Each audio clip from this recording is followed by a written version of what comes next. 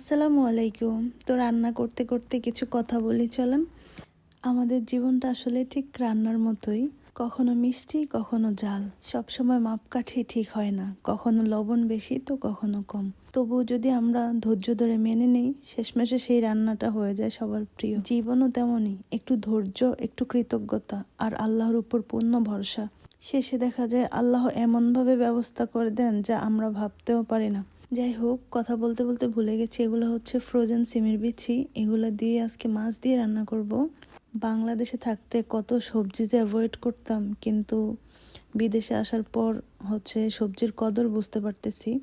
Frozen শাক সবজি কত কিছু যে খাই, কি করব, পাই না। কথায় আছে না, নাই মামুর থেকে কানা মামু অনেক ভালো।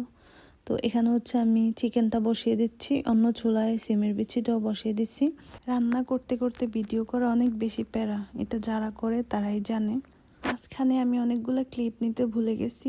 এই যে লাস্টে চলে আসছি, মুরগি ভুনা সিমের বিচি দিয়ে যে মাছ রান্না করছি ওইটা। মাশাল্লাহ মাশাল্লাহ, দুইটা তরকারি অনেক বেশি মজা হয়েছিল।